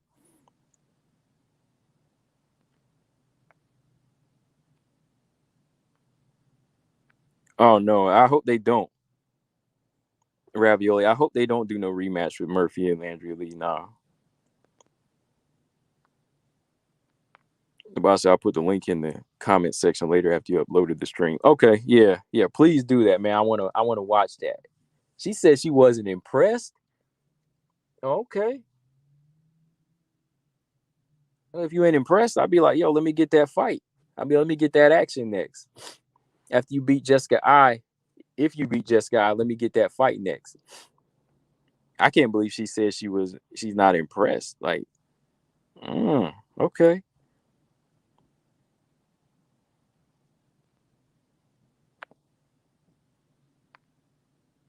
Did Aaron note that Manon was exactly like Ravioli said she looked frustrated? No, she looked sick. She was sick in that fight.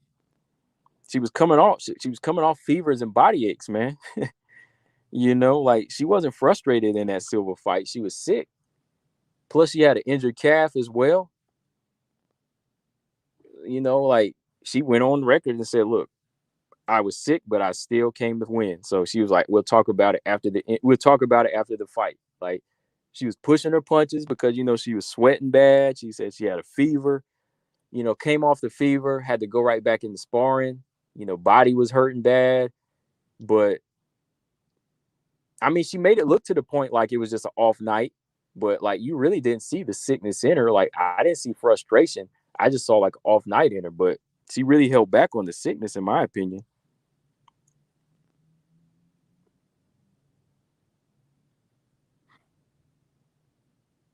The hype behind KC is very interesting. It is, man. Like I'll say it's well, I'll say it's kind of like Macy Barber level. Like they're always ready to grab like a young they're always ready to grab just like a young fighter that's kind of marketable in their opinion. Somebody that likes to talk a lot of trash. They're always looking for another Ronda Rousey, if you ever noticed that. Like they're always looking for somebody with a slick tongue that is like Ronda Rousey. Like not everybody's going to be Ronda. Like there was only one Ronda, right? Everybody can't do what she's doing. Like she had a dominant style in a time where WMMA still was evolving. You know what I mean? Like they caught her at the right time. She had a personality about her and she had a talent and a style about her that nobody could figure out yet, right? So there was a time for that style, like for Ronda Rousey. That was a time for her. But like they're trying to find somebody with that type of trash talk now, like they tried with Macy Barber, that didn't work. Just let her do her thing and grow as a fighter. They kind of want that out of Casey O'Neill because she's very, I won't say she's like Ronda, but she has a more harder edge to her that they think is going to liven up the division. But no, like she doesn't have that one type of skill that stands out. Like Ronda's that judoka that can make that judo work for her and submit with that arm bar. But Casey, she has some good skills, but they still need to be developed. Like she doesn't have one thing that stands out at an A+, right? So they shouldn't be hyping her to this point yet. They should make her work nice and slow. She's only 24 years old, 20, 23, 24. She's got to work. You got to work. Aaron is not even ranked. Please stop this talk about her fighting in the top 10. Yeah, she don't need a top 10 yet. She needs like 11 through 13 or 11 through 15 right now. Like, yeah, I've never said that. Yeah, she don't need to be in the top 10 yet. Blanchfield versus KGB Lee might be fine. No, I think that's too high. She's still unranked and she hasn't fought 11 through 15 yet, so they can't give her a number 7 yet. Yeah. Andrea Lee's too high of a rank for her. She can't jump up 12 spots. You know what I mean? Like Aaron Blanchfield still need to fight somebody in the lower half. That's what I'm saying. Like, I don't want people confusing when I say she has potential to be a top contender yet. No, like she's got to put in the work still. The boss says she didn't say it directly. Okay, she just said she really didn't sound impressed. All right.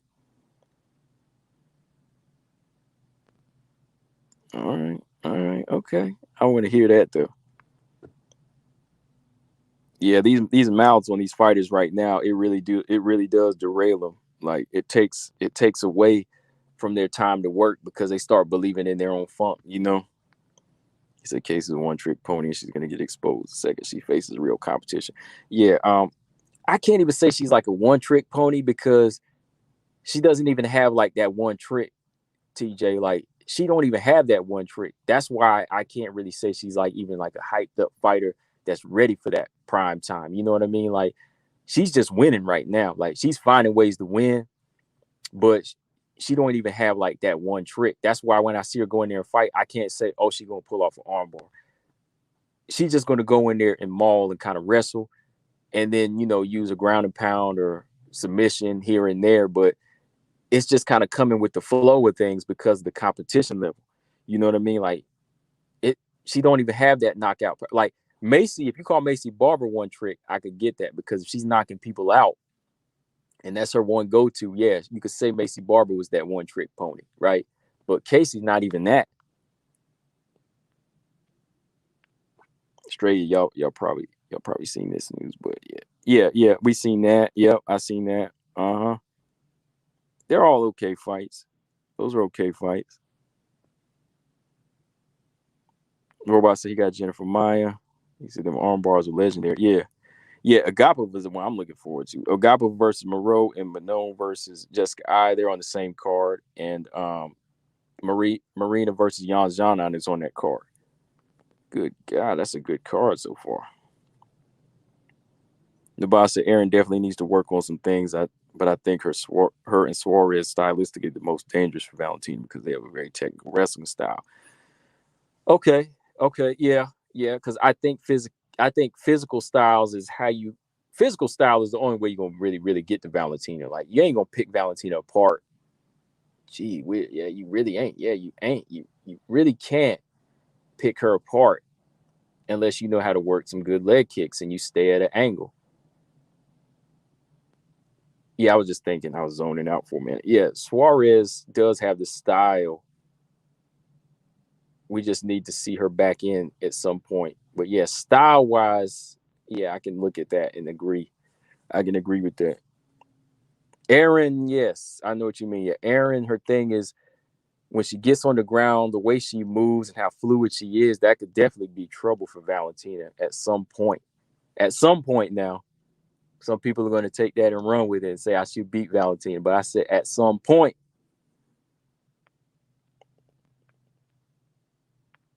Straight said I got to go with Roxanne to school O'Neal. Dang, everybody keeps saying that. Yeah, she hadn't really fought somebody that's going to be able to get down there and dirty and wrestle, man. Like Aaron's like top control could be trouble. Could be trouble, I said. And when she gets in that half guard, we'll see, man. Yeah, we got to see. If you can get it there, though. If you can get it there. Because, I mean, you got to get past that striking, though. Got to get past Valentina striking. TJ said, I just meant O'Neal's very one-dimensional with no outstanding attributes. She gets hit way too much. Yeah. I just think she's just green, in my opinion. Yeah, like, I just think she's green. She's winning now with her natural abilities. But I just think she's green.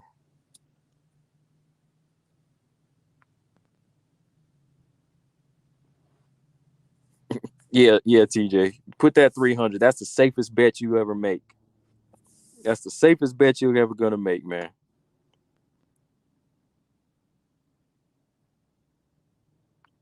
Yeah, that's the only fight that comes to mind for me, the Bosch. Pena and her work that she did against Valentina in the first round just got very sloppy. Like, she didn't even really like wrestle too much. She just used her little clinch and started throwing too many knees when she needed to like take the fight to the center and just bring Valentina off the cage, in my opinion, and get the fight to the ground. But she just stuck to that one game plan.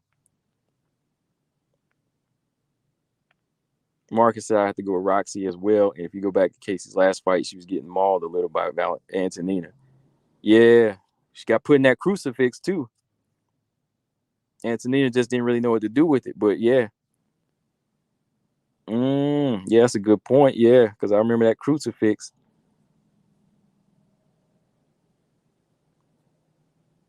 Yeah, but I know what you mean, the boss. Like, if Erin Blanchfield continues to develop the way she is, well, let me say, if she continues to develop from the fighter that she is and get better and better, then yes, her style could be a problem for Valentina. I know what you mean. Like, stylistically, if she gets to a point where she can use that wrestling and just take a lot of these girls down, she'll probably be that one to give her a challenge if she continues to go up.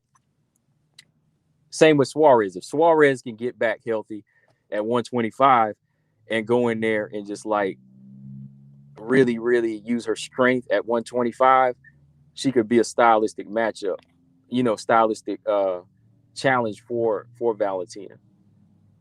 Somebody that can be in high gear for at least 3 of the 5 rounds and win them good, win them convincingly. Robot Chicken said O'Neal ground game isn't bad. Yeah, it's not bad.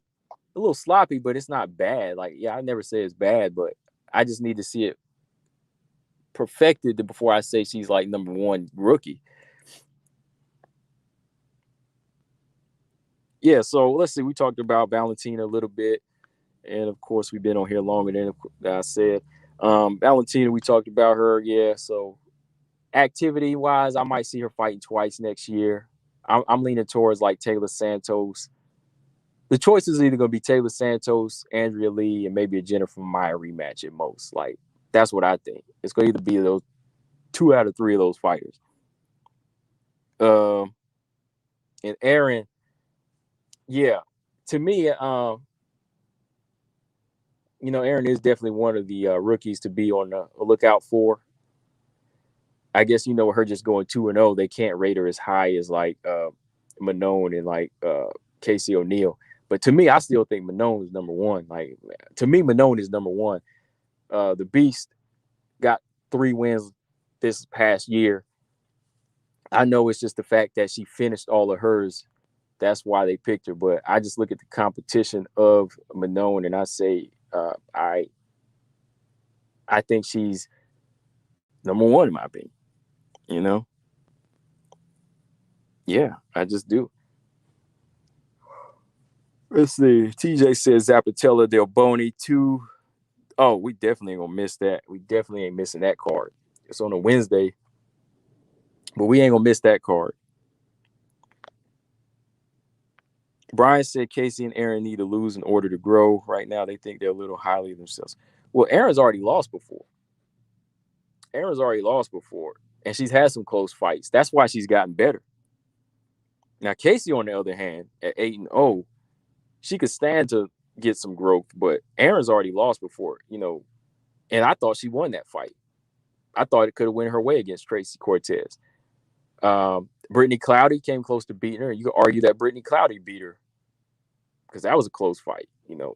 Brittany Cloudy had some good moments in that fight against Erin Blanchfield. I could argue she won. Casey O'Neill was a close fight for Erin Blanchfield. So she's had some close fights. That's why she's gotten better already. That's why she looks better than Casey O'Neill, in my opinion. Like, she's got an L on her resume and some close fights where could have gone either way. So I think she has developed from that. But yeah, like, Casey's just been so dominant in her wins that, there really is, well, I can't say there really is no point where she'll see room for improvement because everybody has to improve.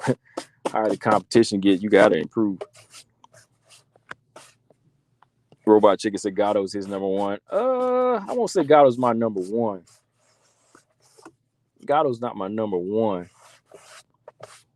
I'd probably say she's definitely under Blanchfield, in my opinion. I'll say she's probably number 3 or 4. No, 4. Yeah, probably like 4 or 5. I think Manon is number 1, though, in my opinion. All right. Manon fights really smart. Love her technique. Yeah. All right, y'all. So make sure y'all hit the like button, too, like I always say, just to make sure these notifications go out because they keep on doing stuff here, man.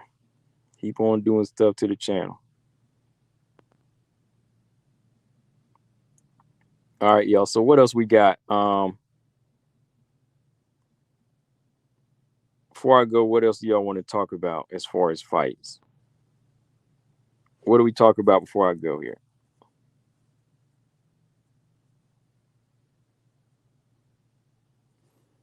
All right, got George in the building. Happy New Year. What's going on? What else we gonna talk about before I go? Let's see. First card in the UFC is on the 15th. So yeah, that's Chikagan and Maya. Oh my goodness, he said talk Cyborg and Cat. Oh my goodness, man. I really, really don't. I really don't think that's a good fight for Cat Zingano. Because think about it too, George. Cat Zingano has not fought a ranked opponent yet. Has she not? She only fought. She fought 2 fights, but she hasn't fought anybody in the ranked squad yet. She hasn't even fought Leah McCourt. Shoot, Leah McCourt's fighting Sinead Kavanaugh. Sinead Kavanaugh just lost to Cyborg, but she bouncing right back against Leah McCourt. You know, Pam Bam's already fought, a couple of names as soon as she's came in. She's fought Arlene Blenko, The Cat hasn't fought anybody ranked yet. So how are we going to do that? Like, how are we going to put Cat in the Cyborg fight, though? That's why I'm like, that's dangerous, man. Cat's wrestling ain't going to be enough, man. Like, she got to get in the inside, like the Cyborg striking, her just natural power and her strength. Oh, my. Oh, no. Oh, no. I don't think she has a chance. Because let's see, she beat Olivia Parker and Gabrielle Holloway over the course of 2020, 2 years. One fight in 2020, one fight in 2021. And that was about 9 months ago. Her last fight was 9 months ago. Kat's last fight was 9 months ago. Chris Cyborg is being active this whole year. She's been active, both years. Kat hasn't even fought Arlene Blenko yet. Like I said, she hasn't fought Leah McCourt. She hasn't fought Sinead Kavanaugh.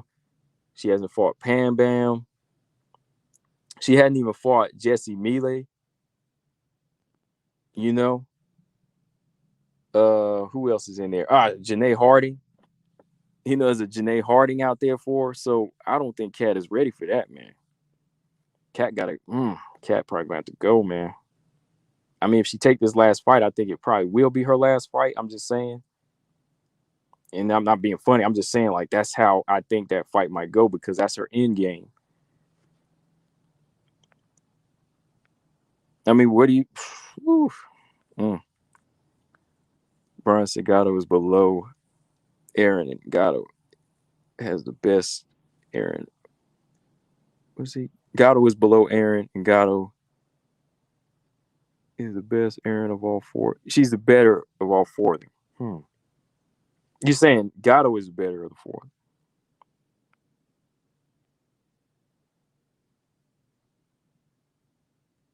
Mio said Juliana Pena. Oh, man, Juliana Pena, let's see what's going to happen with her this year. Well, we know she's going into a rematch. And let's not lie, this rematch is close. Like, we ain't going to make no excuses for what Nunes did in her last fight, but I'm sure Nunes is going to try to up that ante in this fight. Like, let's not lie now. Let's not lie. Nunes still can beat Pena.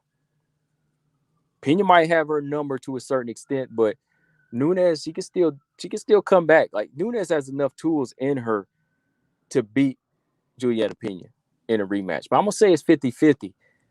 It's all about her psychologically, but I still think I'm getting tired of people saying Nunes ain't good anymore. Like, off of one loss, people are thinking Nunes is done. But, like, Nunes can still fight now. Like, this is one loss.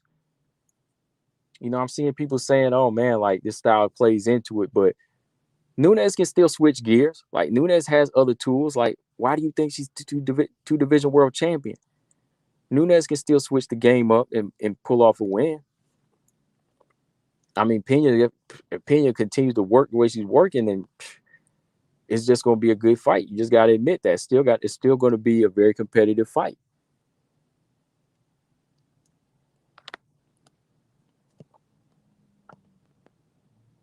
Grasso or Rujo Estrella, I'm not sure yet. I am not gonna make that call yet. I got to do a video about that fight, man. I was just talking about that earlier before I got started.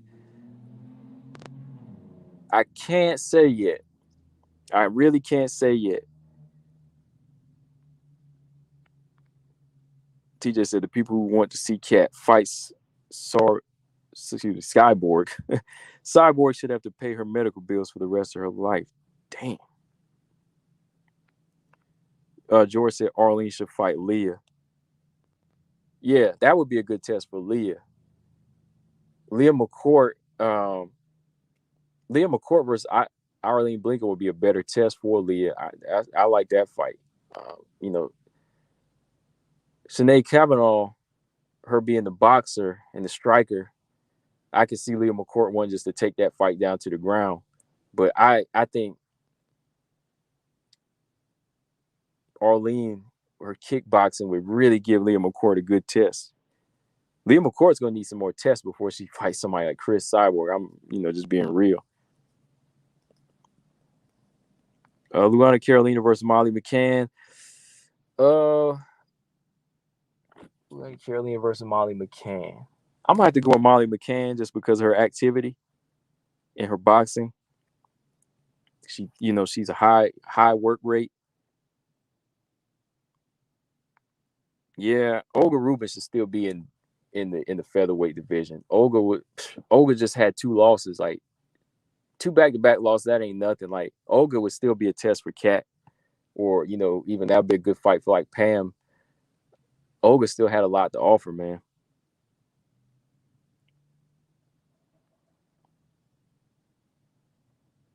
T, what's going on? T said, much love. Combo breaker. I can listen to you talk all day. I appreciate that, man. I do appreciate when people say that.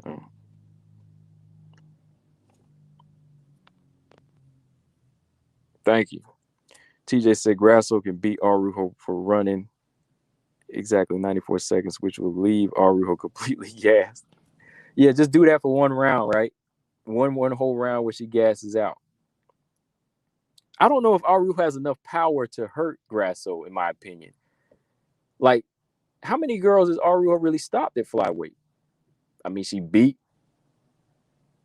Roxanne, but she didn't knock her out. She landed good shots on Eye, but she couldn't knock her out. She lost that fight. Caitlin Chikagan beat her, outworked her. She never really got in there laying good punches. I think Grasso has better punch placement. Now, when it comes to jabs, man, Arujo got a beautiful jab. But it's like I said, her lack of gas, her lack of cardio, and then Grasso's lack of killer instinct, it makes this fight hard to call straight. I mean, they both have 2 big things that could like mess this fight up for them. 2 big things that kind of disappoints you. One has a lack of cardio, and then the other has a lack of a kill switch. And all the while you're like, let them hands go, let them hands go. Both have their own way of not letting their hands go. Let's put it that way.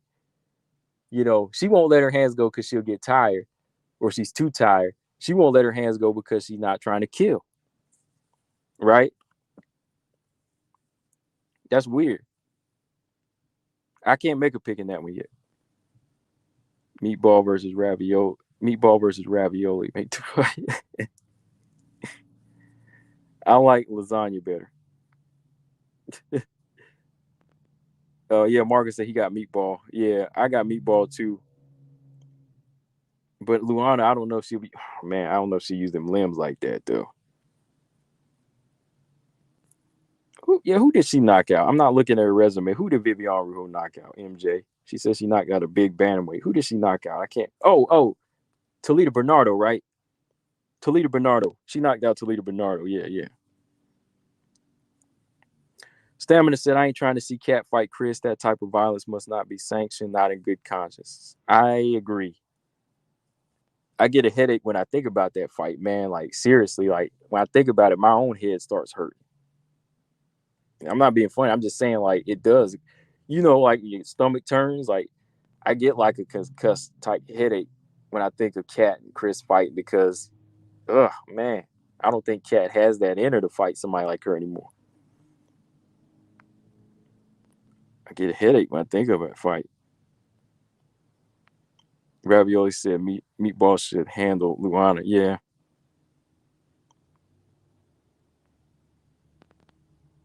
I like watching Meatball too, man. She put on some good fights.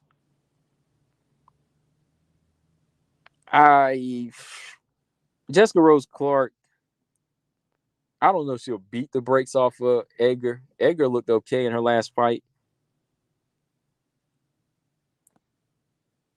I mean, Jessica Rose Clark just did what she had to do to get the last win, but it wasn't a very entertaining fight. Yeah, Ulysses. Yeah. She touched. Yeah, she was touching. Yeah. She touched. She was touching De La Rosa, or Rujo was, but she couldn't knock her out. But Grasso ain't gonna be there to be hit.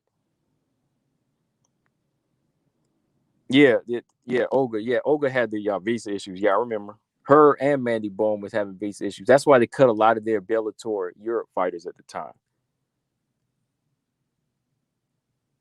That and because of the pandemic.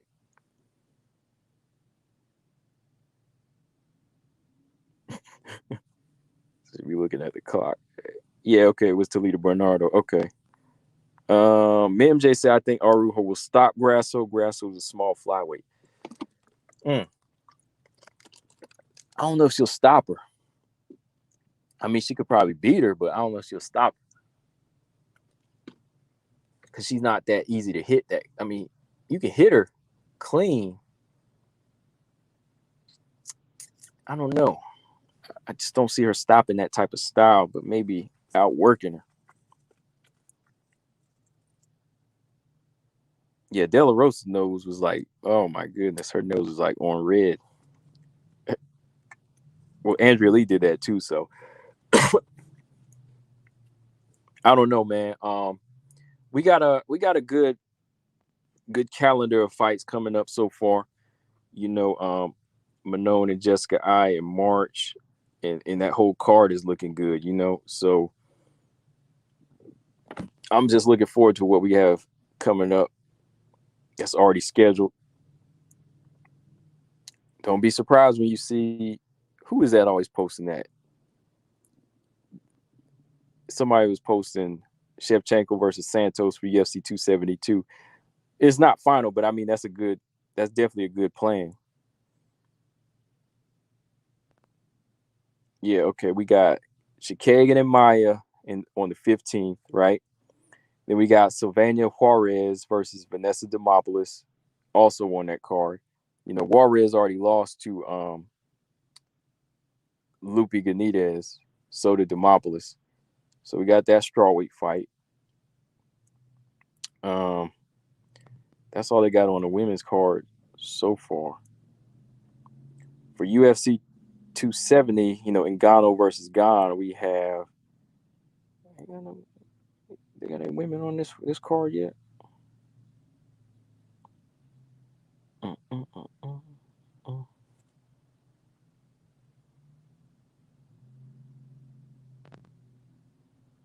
Yeah. Oh, yeah. Arujo versus Grasso is on this card, so it's on this 22nd. Okay. Arujo Grasso. Oh yeah, Pauliana Bateo and Ji-Yoon Kim is on this card. That's gonna be a good fight. And then Jasmine and Kay Hansen is on this card. Cyril Gane, yeah. So you got them two flyweight fights on there. You get more flyweight fights nowadays too. I love that. Brian said if Vivi had a gas tank, she'd fight the Bullet next. Yeah, that's the only thing that's holding her back, man. Like if she had won against Caitlin Chikagan, she would have been fighting Valentina. I think we all agree on that. Yeah, Robot Chicken. That's what I'm saying. Yeah, Grasso, her footwork and her boxing, it makes her hard to land something clean on. So it's hard to see her being stopped like that. Like if she was come forward, like if she was like straightforward, then you probably knock her out. Like, even like Cavillo, she could be knocked out by Viviane Araújo, in my opinion. Sometimes Araújo moved too much, in my opinion. For me, like she do too much movement. She in and out. She using a lot of excess movement. I think Grasso is much smarter with her speed and her footwork. Like sometimes Viviane Araújo doing a lot of movement, even when she don't need to move. That's why she gasses out.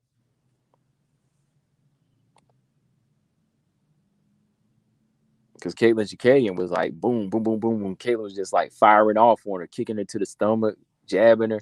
Not even the hardest punches, but like Caitlin Chikagian was just like smacking she was just putting hands and kicks on Viviane Araújo. I was getting pissed. I was like, what are you doing, man? You letting her touch you too much. I mean, people make the argument Viviane Araújo won that fight. I can even argue that too, but Caitlin was just very, active.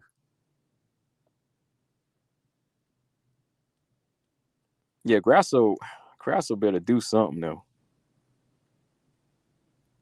I mean, I'm not picking any winner yet right now, but I'm just saying, like, as far as putting on a fight and even attempting to win.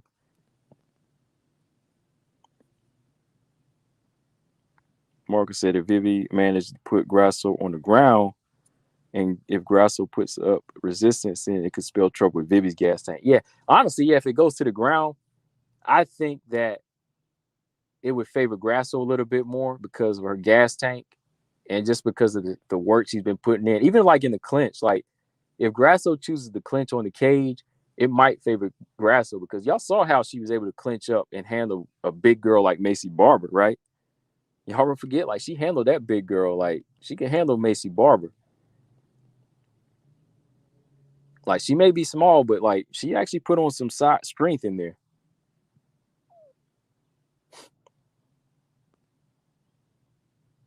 Yeah, man. Yeah, that's one. We definitely got to talk about that fight as it gets closer in the next coming weeks. So yeah, we got 3 flyweight fights coming up on January 2nd. We got Jasmine, I call it Jazzy Vicious. We got Jazzy Vicious versus Kay Hansen. Poliana Bateo versus Jin Yoon Kim. Then we got Viviane Araújo versus Alexa Grasso. All three of those fights on the same card on the 22nd. All right. So yeah, y'all, I'm about to get up out of here. Been on here long enough talking to y'all. I think I covered pretty much everything, right? Talked about Carla. That was all I wanted to say on her as far as her fight. Talked about Andrade Tate, Shevchenko, Blanchfield a little bit.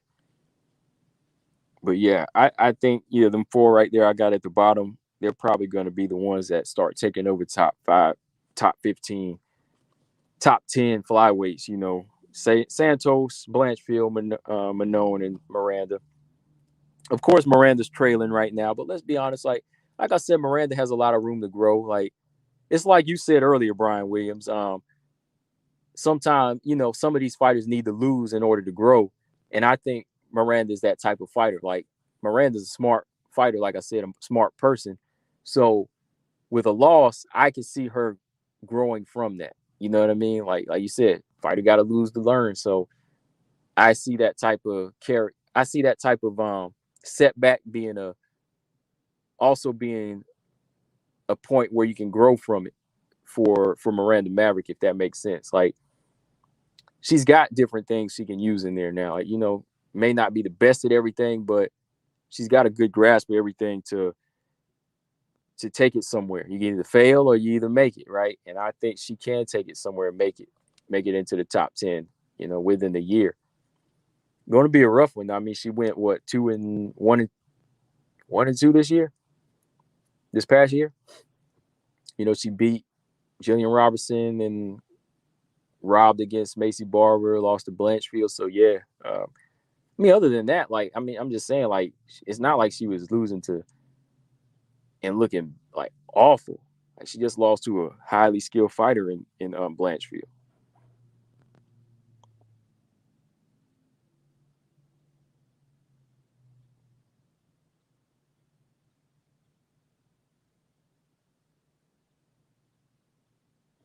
You said Araújo looks stronger than Barber. Yeah, she looks stronger, but who lasts longer? Stronger physically, but really Barber is stronger because Barber actually increases strength in a fight. Like Araújo is like strong as far as muscle, like as far as like physicality and for a couple rounds, but like Barbara's actually stronger. I mean, technically, Viviane Araújo is a better fighter, but Barbara's actually stronger because she's a 3-round fighter.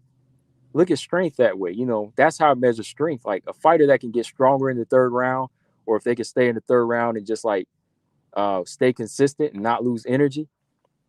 Barbara's actually stronger. You know what I mean? Like she doesn't lose the flame. She continues to fight hard. The flame is always there. She gets stronger. She's strong in there. Like may not be the best technically, but she was more danger in the 3rd round to Grasso than I think Araújo will be, because Araújo fades. She'll lose strength as a part of, you know, as a lack of cardio. You know, she gets weaker. Barbara is actually stronger when it comes down to that. Yeah, she probably would have straight. She probably would have stopped Grasso. You know, she got stronger. She is stronger.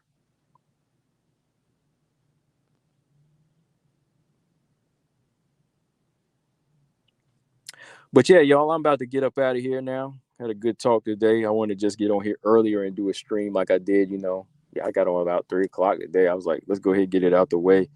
Probably get back on about 7 p.m. tomorrow. You know, we'll get back on about 7 p.m. tomorrow. We'll talk. We will talk more of that talk.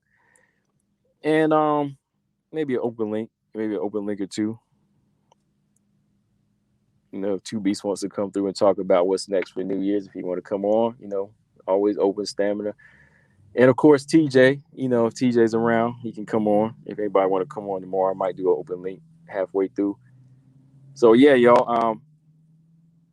Let me go ahead and get up out of here. Let me just say Happy New Year to everybody again. You know, just kicking 2022 off. Hopefully we all have a good year this year. Hopefully things aren't as crazy for any of us, for any of y'all as well. Like always, make sure y'all subscribe if you haven't subscribed. And, you know, like I said, I like hearing if somebody like T says that you can listen to me all day. I appreciate that. And make sure y'all hit the thumbs up button if you haven't done that. And like always, I'm Combo Breaker 99. I am out. Subscribe. Peace.